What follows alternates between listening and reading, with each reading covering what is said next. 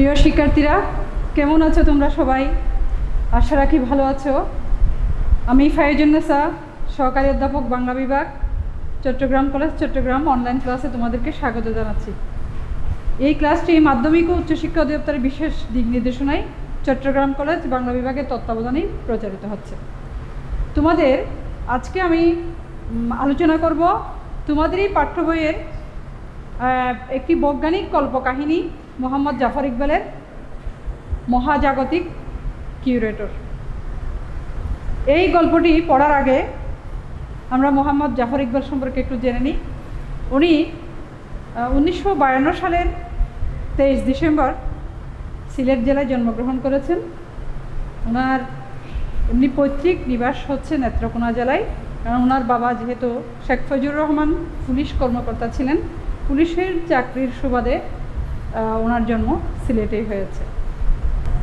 বাংলা ভাষায় রচিত যে সমস্ত বৈজ্ঞানিক কল্পকাহিনী এবং সায়েন্স ফিকশন যে আছে তার একচ্ছত্র সম্রাট বলা হয় মোহাম্মদ জাফর ইকবালকে। ওনার লেখার যে বৈশিষ্ট্য, বিশেষ করে মাতৃভূমি, মানুষ এবং পৃথিবীর প্রতি যে একটা নৈতিক দায়বদ্ধতা আছে, সেই নৈতিক দায়বদ্ধতা থেকেই কিন্তু ওনার লেখার কাজ শুরু হয়েছে। আমরা একটু দেখে নিই ওনার শ্রেষ্ঠ রচনা কী কী।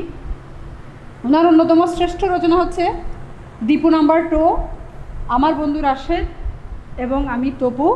অন্যান্য রচনা হচ্ছে বৃষ্টির ঠিকানা, প্রজেক্ট নেবুলা, টুকুঞ্জিল, রবনগরী, মহাকাশে মহাত্রাস, নিঃসঙ্গ গ্রহচারী, ফুবিয়ানের যাত্রী, নিতু তার বন্ধুরা, একজন অতি মানবী, ক্রোমিয়াম অরণ্য।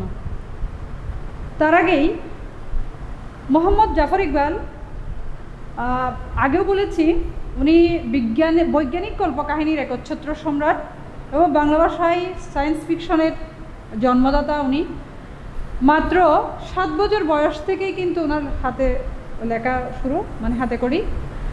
পরবর্তীতে উনি বিশ্ববিদ্যালয় জীবনেও লেখা শুরু করেছেন এবং বিশ্ববিদ্যালয় জীবনেই ওনার প্রথম হচ্ছে কপুত্রনিক ভালোবাসা।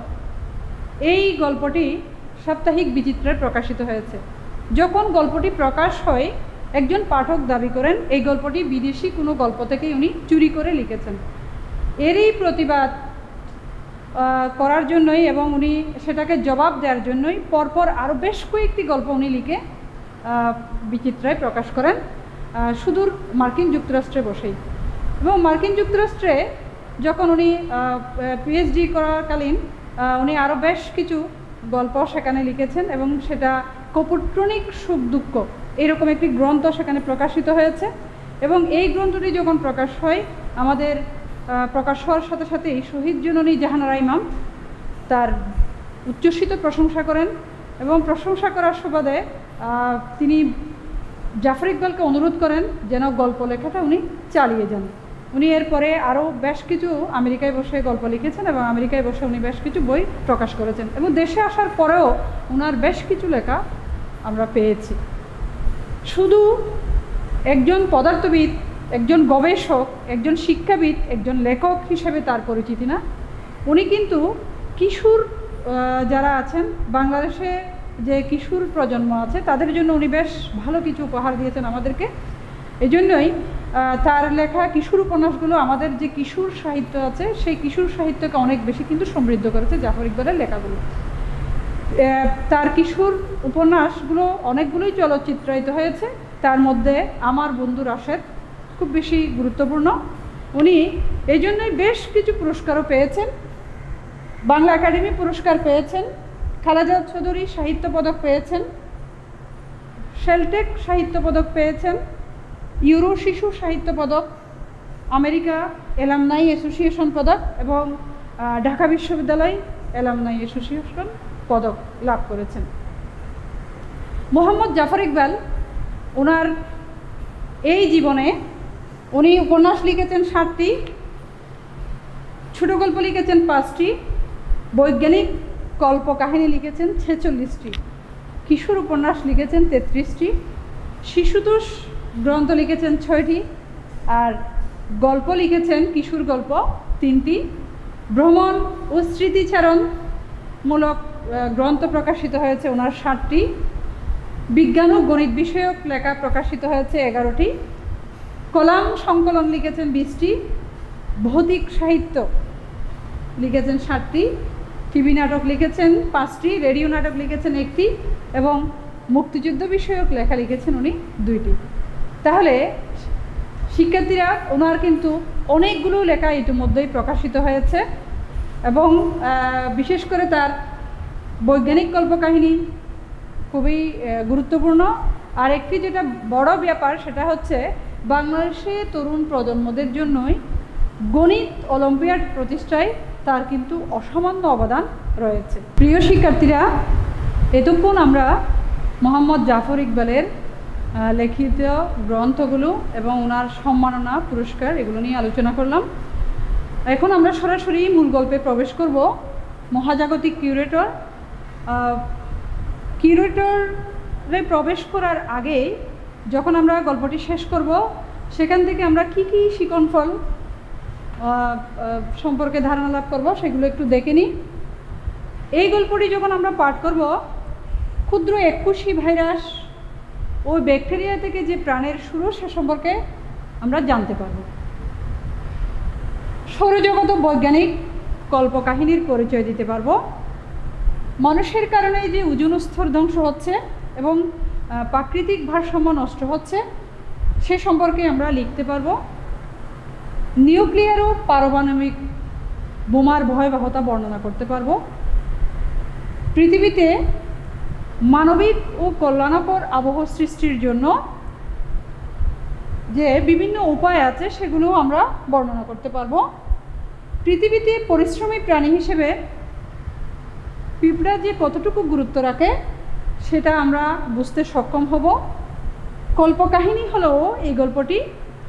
গল্পের বিষয় হচ্ছে সমাজ, পরিবেশ ও পৃথিবী সম্পর্কে সচেতনতা, তা আমরা অনুধাবন করতে পারব। সর্বশেষে এই গল্পের মূল ভাব কি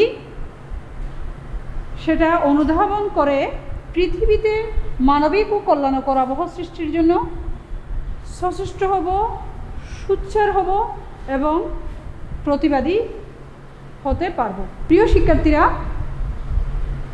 মহাজাগতিক কিউরেটর এই গল্পের নামকরণের ক্ষেত্রে দেখো মহাজাগতিক হচ্ছে আসলে মহাজগৎ সম্বন্ধীয়, আর কিউরেটর শব্দের অর্থ হচ্ছে জাদুঘর রক্ষক। তোমাদের একটা জ্ঞান প্রশ্ন আসতে পারে, কিউরেটর শব্দের অর্থ কি? জাদুঘর রক্ষক। তাহলে মহাজগৎ সম্বন্ধীয় আমি তোমাদেরকে দ্বিতীয় শিকন ফলেই বলেছি সৌরজগৎ ও বৈজ্ঞানিক কল্পকাহিনীর পরিচয় দিতে পারবে। কারণ এই গল্পটি একটি হচ্ছে দেশকালের প্রভাবপুষ্ট মানব কল্যাণধর্মী লেখকের একটা সূক্ষ্ম জীবন দৃষ্টি এখানে আছে। এবং আমরা জানি সূর্যকে আবর্তন করে 8টি গ্রহ প্রতিনিয়ত পরিবেষ্টন করে আছে, ঘুরতেছে। সেই 8টি গ্রহের তৃতীয় গ্রহর কথা এখানে বলা হয়েছে এই গল্পটিতে। আমি গল্পটি ধারাবাহিকভাবেই তোমাদেরকে ধাপে ধাপে বর্ণনা করব কি আছে। এখানে দেখা যাচ্ছে অনন্ত মহাজগৎ থেকে মহাজাগতিক কাউন্সিলের 2জন কিউরেটর বা তত্ত্বাবধায়ক বলতে পারি আমরা, জাদুঘর রক্ষক অথবা তত্ত্বাবধায়ক, পৃথিবীতে এসেছে। সৌরজগতের 3য় গ্রহ বলা হয়েছে। সৌরজগতের 3য় গ্রহ কি আসবে শিক্ষার্থীরা? পৃথিবী। তারা পৃথিবী নামক গ্রহে এসেছে বিভিন্ন প্রজাতির প্রাণীর নমুনা সংগ্রহ করার জন্য এবং নমুনা সংগ্রহ করবে, বাছাই করবে, যাচাই করবে, সেখান থেকে তারা শ্রেষ্ঠ প্রাণীটি নির্বাচন করে তারা নিয়ে যাবে।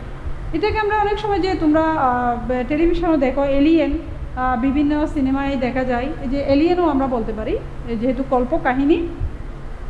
তাহলে এখানে তারা শ্রেষ্ঠ প্রাণীটি বাছাই করার জন্য পৃথিবীতে তাদের আগমন হয়েছে। তাহলে 2জন কিউরেটর এসেছে। এই জন্যই এই গল্পের মধ্যে আমরা দেখব গল্পটি 2জন কিউরেটরের সংলাপের মধ্যে দিয়ে শুরু হয়েছে। সেজন্য বলা হচ্ছে এই গল্পটির মধ্যে নাট্যগুণ আছে, নাটকীয়তা আছে। এই গল্পটি কোথা থেকে নেওয়া হয়েছে? ওনার বৈজ্ঞানিক যে কল্পকাহিনী, এটা হচ্ছে কোন গ্রন্থ থেকে নেওয়া হয়েছে যদি আসে, এটা জলজ গ্রন্থ। জলজ গ্রন্থের অন্তর্গত বৈজ্ঞানিক কল্পকাহিনীর 3য় খণ্ড থেকে এটা নেওয়া হয়েছে। শিক্ষার্থীরা, 3য় খণ্ড থেকে এটা নেওয়া হয়েছে। জলজ গ্রন্থের অন্তর্গত এটা বৈজ্ঞানিক কল্পকাহিনীর মানে সায়েন্স ফিকশন গ্রন্থের 3য় খণ্ডে আছে। সেখান থেকে কিন্তু ওনার এই মহাজাগতিক কিউরেটর গল্পটি নেওয়া হয়েছে। তাহলে 2জন কিউরেটর পৃথিবীতে এসেছে। তারা সেই ভাইরাস থেকে শুরু করে ব্যাকটেরিয়া এবং প্রায় 12টির মতো প্রাণীর এবং উদ্ভিদের উপর তারা গবেষণা চালিয়েছে। গবেষণা করার পরে তারা কোন প্রাণীটিকে যাচাই করলো, আমরা এটা ধাপে ধাপে যাব। তাহলে এখানে কিন্তু আমরা প্রথমেই শিকনফল বলেছি ক্ষুদ্র একুশী ভাইরাস। ভাইরাস কি? ভাইরাস হচ্ছে সংক্রামক রোগের জীবাণু। যেমন আমাদের এখন করোনার যে প্রাদুর্ভাব চলতেছে, করোনা ভাইরাস বলছি আমরা, সেটা ভাইরাস হচ্ছে আসলে নিজের কোনো আসলে প্রাণ নেই। সে যখন অন্যের কাছে চলে যায় তখন বা অন্যের সংস্পর্শ পেলেই, কোনো জীবনের সংস্পর্শে আসলেই সে কিন্তু তার প্রাণটা ফেরত পায়, মানে ভাইরাস সংক্রামক রোগের জীবাণু। তোমাদের সেকেন্ড ইয়ারে যে 2য় বর্ষে পারিভাষিক ও দাপ্তরিক শব্দ আছে, সেখানেই আসতে পারে ভাইরাস পারিভাষিক শব্দ কি? সংক্রামক রোগের জীবাণু। আর ব্যাকটেরিয়া কি? রোগ জীবাণু। তাহলে এই একুশী প্রাণী থেকে শুরু করে বহুকোষী নানান প্রাণীর গঠন বৈশিষ্ট্য তারা লক্ষ্য করেছে। সেখানে দেখা যাচ্ছে প্রত্যেকটি প্রাণীর বৈশিষ্ট্য কিন্তু একই, মানে তারা একই ডিএনএ থেকে তৈরি। তার ডিএনএ কি? ডিঅক্সিরাইবো নিউক্লিক অ্যাসিড, যেটা আমাদের মানবদেহের জন্ম, মৃত্যু, মানে বর্ধন, মানে পুরো জন্ম থেকে মৃত্যু পর্যন্ত মানবদেহের শরীরে যত ক্রিয়াকলাপ সবগুলোর জন্য কিন্তু এই ডিএনএ খুবই দরকারি। তারপর বলা হচ্ছে একই বেস পেয়ার দিয়েই তৈরি হয়েছে, মানে এটা হচ্ছে ক্ষারীয় যুগল, যেটা গুয়ানিন, সাইটোসিন, এই ধরনের ক্ষারীয় যুগলগুলো দিয়ে কিন্তু বেস পেয়ারটা তৈরি হয়েছে। তাহলে শিক্ষার্থীরা, প্রথমেই তারা চিন্তা করলো ভাইরাস এবং ব্যাকটেরিয়া একুশী প্রাণী নিয়ে। তারপর তারা মহাজাগতিক কাণ্ডে বলে যে এখানে যে সুন্দর গাছপালা দেখা যাচ্ছে, আমরা হয়তো গাছকেই হয়তো নির্বাচন করতে পারি। বলে যে কী চমৎকার তাদের পদ্ধতি, তারা আলোক সংশ্লেষণ প্রক্রিয়ায় নিজেদের খাদ্য নিজেরাই তৈরি করে। পরে 2য় কিউরেটর, তাদের দুজনেরই কথোপকথন হচ্ছে। 2য় কিউরেটর বলছেন যে না, গাছ নেওয়া যাবে না। কেন? বলে যে গাছ হচ্ছে এক জায়গায় স্থির, স্থির কোনো প্রাণী তারা নিতে পারবে না, তাদেরকে গতিশীল প্রাণী নিয়ে যেতে হবে। তারা চিন্তা করলো তারা এমন গবেষণা করলো, জলে স্থলে যত প্রাণী আছে তাদের সবগুলো, মানে ভালো ভালো প্রাণীগুলো নিয়ে তারা গবেষণা করতে চেয়েছে। যেমন আমাদের এখানে স্থলের মধ্যে হাতি, মানে বৃহদাকার প্রাণী। তারপর জলের মধ্যে আছে নীল তিমি।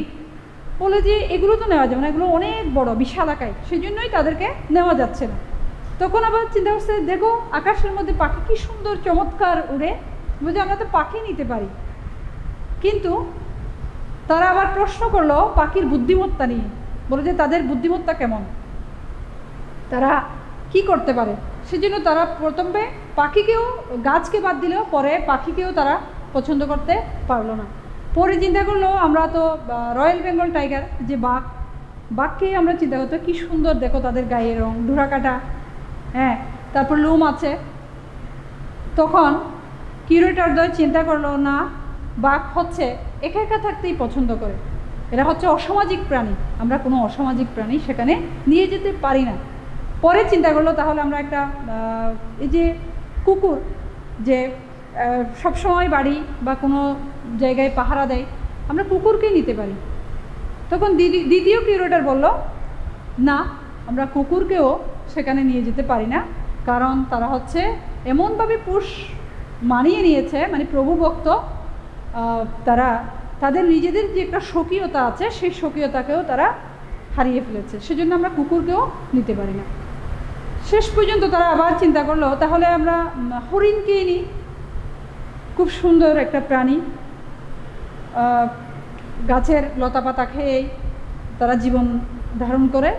তখন তারা বলছে যে এই তৃণভোজী প্রাণী হরিণ তাকেও আমরা নিতে পারি না। শেষ পর্যন্ত তারা হরিণকেও বাদ দিয়ে বলে যে তাহলে আমরা সাপ, সরীসৃপ জাতি, সরীসৃপের কোনো নমুনাভুক্ত কাউকে আমরা বেছে নিই। তখন আবার চিন্তা করলো, বলে যে সাপের জীবন পদ্ধতিটা কেমন। তখন তারা দেখতে পেল যখন প্রচণ্ড শীত পড়ে তখন তারা নিজেদের তাপমাত্রাকে নিয়ন্ত্রণ করতে পারে না। সাপ যেহেতু সরীসৃপ, নিজের তাপমাত্রা নিয়ন্ত্রণ করতে না পারা, পরিবেশের সাথে খাপ খাওয়াতে না পারা, সেজন্য তারা সাপকেও নিতে পারবে না। শেষ পর্যন্তই তারা চিন্তা করলো, বলে যে চমৎকার, আর এই যে মানুষ স্বকীয়তা আছে, নিজস্বতা আছে, বুদ্ধিজীবী সভ্যতা তৈরি করে, শ্রমিক আছে, সৈনিক আছে, এরকম একটা প্রাণী আমরা পেয়েছি, সেটা হচ্ছে মানুষ। এখন এই মহাজাগতিক কিউরেটরের যে মানুষ নামক প্রজাতি যে বিবেচনা করেছে কিউরেটরদ্বয়, সেই মানুষ প্রজাতি বিবেচনার ক্ষেত্রে কিউরেটরদ্বয়ের যে বস্তুনিষ্ঠ যে আলোচনা, সেটাই কিন্তু মূলত মোহাম্মদ জাফর ইকবালেরই আলোচনা। এটা কল্পকাহিনী হলেও মূলত ওই দুজনেরই মনের কথা, জাফর ইকবালেরও কিন্তু মনের কথা। তাহলে কেন শিক্ষার্থীরা মানুষকে তারা নিতে পারে না? তাহলে আমি যদি বলি, তখন বলছে তাদের চমৎকার, তারা সুন্দর সুন্দর আবাসস্থল তৈরি করেছে। তারা কিন্তু প্রথমে বলছে তাদের মধ্যে সৈনিক আছে, শ্রমিক আছে, সভ্যতা তৈরি করেছে, সব কিছুই। কিন্তু দ্বিতীয় কিউরেটর বললেন এই স্বেচ্ছাধ্বংসকারী প্রাণীকে আমরা নিতে পারি না। কেন কেন নিতে পারি না? কারণ মানুষ নির্বিচারে গাছ নিধন করছে, গাছ নিধন করছে, অকারণে মানুষ নিউক্লিয়ার বোমা হামলা করছে, যেটা পারমাণবিক বোমা বিস্ফোরণ ঘটাচ্ছে, মানুষের মধ্যে হানাহানি, মারামারি, বিভেদ তৈরি হচ্ছে, এবং মানুষ পরিবেশ দূষণ ঘটাচ্ছে, পৃথিবীর ওজোন স্তর ধ্বংস করে দিচ্ছে। সেজন্যই পৃথিবীর তাপমাত্রাটা অনেক বেশি বৃদ্ধি পাচ্ছে। সেজন্যই কিউরেটরদ্বয়ের পরিকল্পনা হচ্ছে আমরা এরকম স্বেচ্ছাধ্বংসকারী প্রাণী, যদিও বা তাকে পৃথিবীর শ্রেষ্ঠ জীব বলা হয়েছে, সেই শ্রেষ্ঠ জীব উন্নত মস্তিষ্কের অধিকারী হয়েও আমরা এই মানুষকে নিতে পারি না। তখন তারা চিন্তা করলো, পরে বলে যে এখানে একটা আমরা সুন্দর একটা সুশৃঙ্খল একতাবদ্ধ একটা প্রাণী খুঁজে পেয়েছি। এবং তারা দেখলো যে তাদের মধ্যেও মানুষের মতোই শ্রমিক আছে, সৈনিক আছে, সংঘবদ্ধতা আছে, একতাবদ্ধতা আছে, সব কিছুই আছে। এবং তারা সবচেয়ে বড় পরিচয় হচ্ছে তারা সামাজিক প্রাণী। তারপর হচ্ছে তাদের বংশবিস্তার পদ্ধতি, তাদের বাসস্থান তৈরির পদ্ধতি হচ্ছে চমৎকার, এক কথায় বলতে গেলে।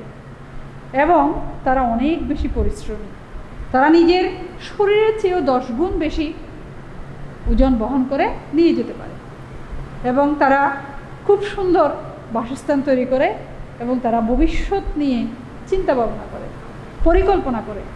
তাহলে এই যে সামাজিক পরিশ্রমী প্রাণী, মহাজাগতিক কিউরেটররা শেষ পর্যন্ত মানুষের মতো একটা বুদ্ধিসম্পন্ন, ব্যক্তিত্ব সম্পন্ন, সভ্যতা তৈরিকারী, সভ্যতায় ভূমিকা রাখতে পারে, অবদান রাখতে পারে, এরকম একটি প্রাণীকে বাদ দিয়ে তারা পিঁপড়ার মতো একটা প্রাণীকে তারা বেছে নিল। এভাবেই কিউরেটরদ্বয় সেই পৃথিবী নামক গ্রহ থেকে তারা আবার অনন্ত মহাজগতে বিচরণ করেছে। এভাবেই কিন্তু প্রিয় শিক্ষার্থী গল্পটি শেষ হয়েছে। তাহলে দেখো এই গল্পের শিক্ষণীয় বিষয় কি, এই গল্পে লেখক কি দেখাতে চেয়েছেন, আমরা সেটাই দেখব। আমরা দেখব মানুষ, আমি এখন লাস্ট পর্যায়ে মানুষ এবং পিঁপড়ার মধ্যেই আলোচনা করব। মানুষ আলোড়ন সৃষ্টিকারী একটা বুদ্ধিমান প্রাণী, অথচ দেখা যাচ্ছে তারা তাদের নিজেদের দুষ্কর্ম এবং তাদের স্বার্থপরতার জন্যই তারা পৃথিবীটাকে কি করছে, পৃথিবী নামক যে গ্রহ, সৌরজগতের তৃতীয় গ্রহ, সেটাকেই তারা ধ্বংস করে দিচ্ছে এবং ধ্বংসের দিকেই ঠেলে দিচ্ছে। আর পিঁপড়া কী করলো, ওরা পরিশ্রমী, সুশৃঙ্খল সামাজিক প্রাণী। কারণ এখানে সবচেয়ে লেখক যেটা দেখিয়েছে সেটা হচ্ছে তারা সুবিবেচক। আমি লিখে দিচ্ছি কেন তারা বেছে নিল সুবিবেচক এবং পরোপকারী। তাহলে তোমাদের মধ্যে প্রশ্ন আসতে পারে, শিক্ষার্থীরা, পিঁপড়া, তোমাদের মধ্যে প্রশ্ন আসতে পারে, শিক্ষার্থীরা, মানুষ সুবিবেচক নয় কেন? মানুষ পরোপকারী যতই বা বলা হচ্ছে, কিন্তু পরোপকারী নয় কেন? তাহলে এই যে মানুষ এখন আমরা কি করছি, যেখানে মধ্যযুগের চণ্ডীদাসের একটি বিখ্যাত উক্তি, শুনহ মানুষ ভাই, সবার উপরে মানুষ সত্য, তাহার উপরে কেউ নাই। যেখানে মানুষ মানবতার কথা বলবে, একজনের পাশে আরেকজন দাঁড়াবে, যে ভূপেন হাজারিকার গানের মতো, মানুষ মানুষের জন্য, জীবন জীবনের জন্য একটু সহানুভূতি কি মানুষ পেতে পারে না? প্রিয় শিক্ষার্থীরা, আমরা এই পরিস্থিতিতে যখন এই ক্লাসটি করছি, যেখানে আমাদের সারা পৃথিবীর মধ্যেই একটা করোনা আতঙ্ক, সেই করোনা আতঙ্কের দিকে যদি আমরা খেয়াল করি, দেখতে পাবে শুধু আমরা বিদেশের চিত্র দেখব না, আমরা আমাদের দেশেরই দিকে যদি একটু চোখ মেলে তাকাই, যেই মানুষ আমরা এই সময়ে, এই সংকটে আমরা মানবতার পাশে দাঁড়াবো, আমরা নিজেদের স্বার্থটা আগে দেখব না, সেখানে দেখা যাচ্ছে নিজের সন্তান নিজের বাবা মাকে ফেলে চলে যাচ্ছে, এবং একজন আরেকজনের বিপদের পাশে দাঁড়ানো, সেখানে আমরা লাশ ফেলে দিয়ে চলে যাচ্ছি, তার বিপদে আমরা কাছে দাঁড়াচ্ছি না, তাকে আমরা সাহায্যের হাত বাড়িয়ে দিচ্ছি না, সহযোগিতার হাত বাড়িয়ে দিচ্ছি না। কেন কেন আমরা সেই চর্যবৃত্তিতে লিপ্ত হচ্ছি? তাহলে এই গল্পটি পাঠ শেষে আমাদেরকে অবশ্যই মানবতার কল্যাণে আত্মনিয়োগ করতে হবে, এবং কিউরেটরদ্বয় যে তাদের বস্তুনিষ্ঠ আলোচনার মাধ্যমে দেখিয়েছে মানুষ স্বেচ্ছাধ্বংসকারী, আমরা যে ধ্বংস করে ফেলতেছি, আমাদের সেই ধ্বংস থেকে বেরিয়ে আসতে হবে। আজকে যদি আমাদের তাপমাত্রার দিকে তাকাই, দেখা যাচ্ছে পৃথিবীর বৈশ্বিক তাপমাত্রা অনেক অনেক বেশি বেড়ে গিয়েছে।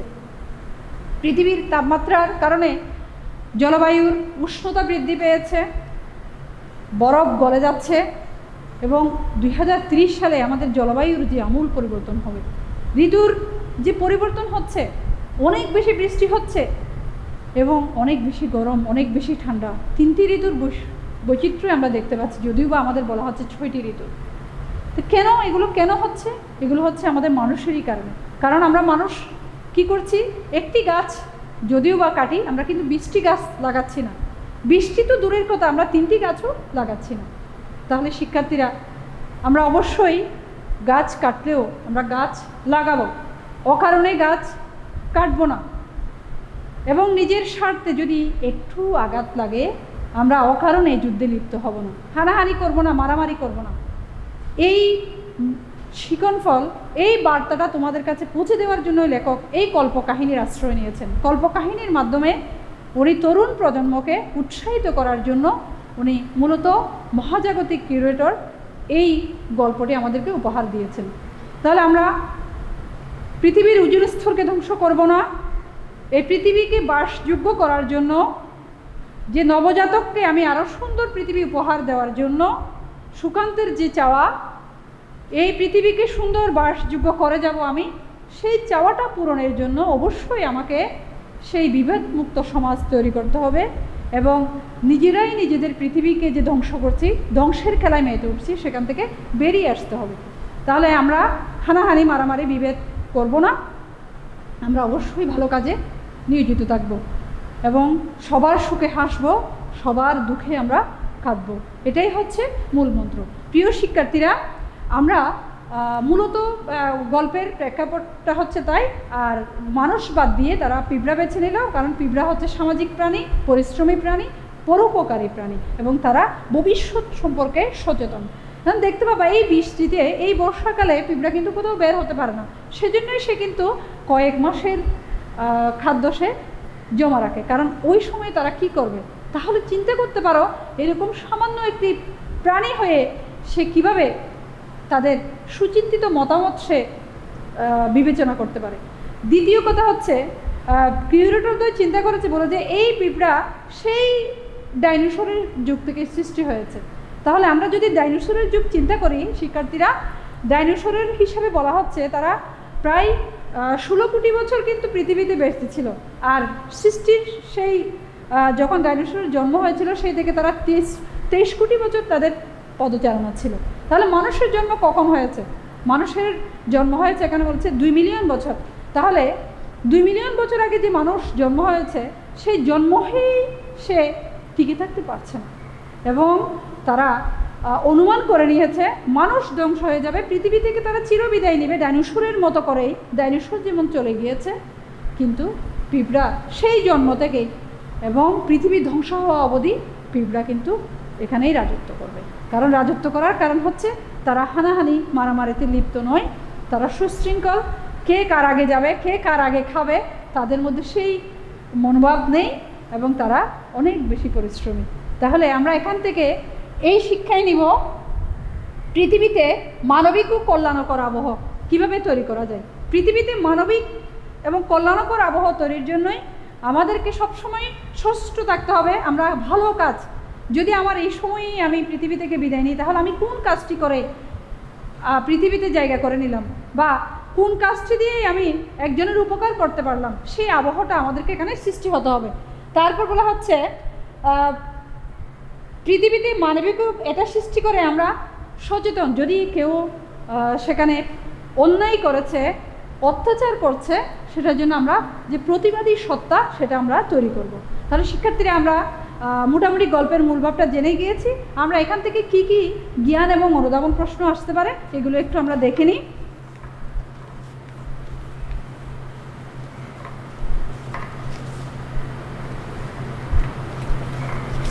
যেমন প্রথমে আছে সৌরজগতের তৃতীয় গ্রহের নাম কি?